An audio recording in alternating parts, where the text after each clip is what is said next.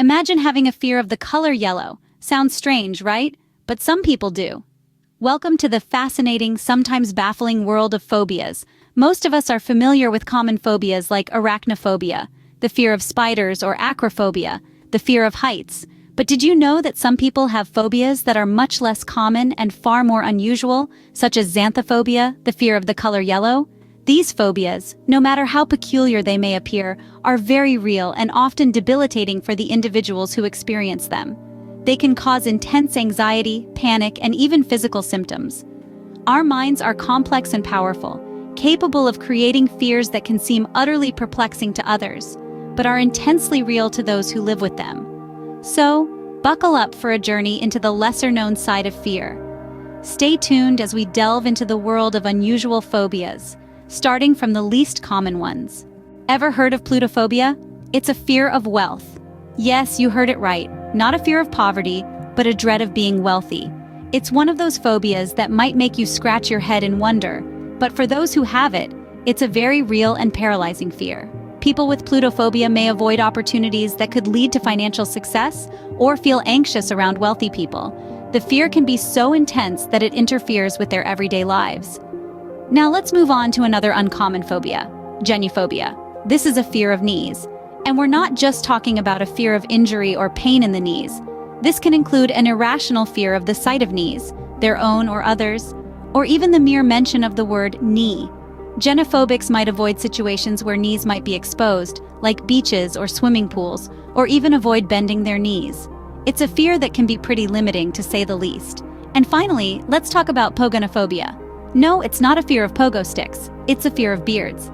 Yep, those fluffy facial adornments that many people wear with pride can actually instill fear in some.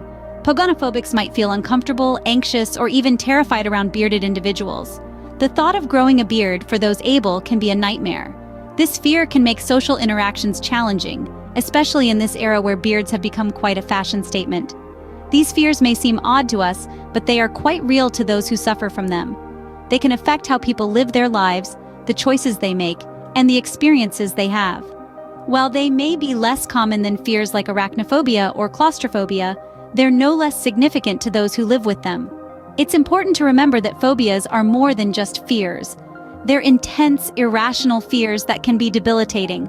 And while some of these phobias might seem strange or even amusing to us, they're certainly no laughing matter to those who suffer from them.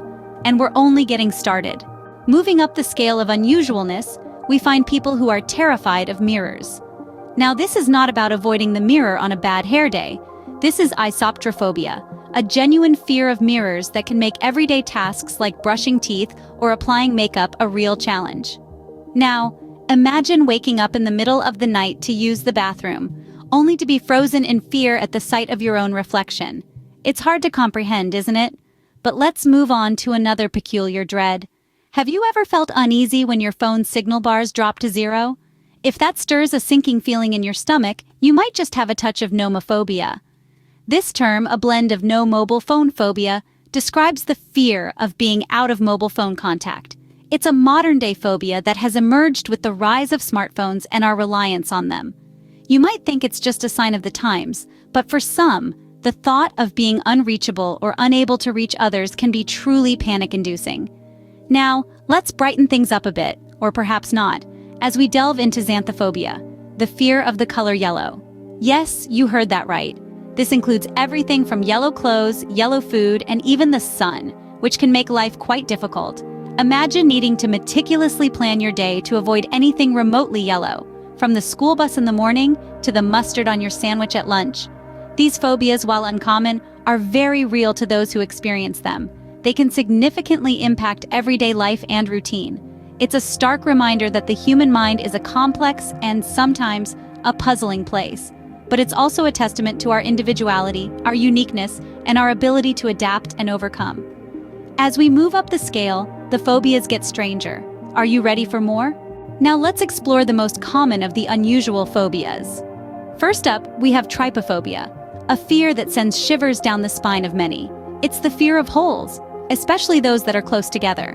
This phobia isn't just restricted to actual holes, but can also include things like honeycombs, sponges, or even the pattern on a strawberry.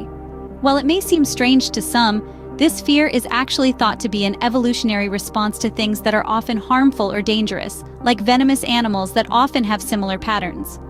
Next, we have coulrophobia, the fear of clowns.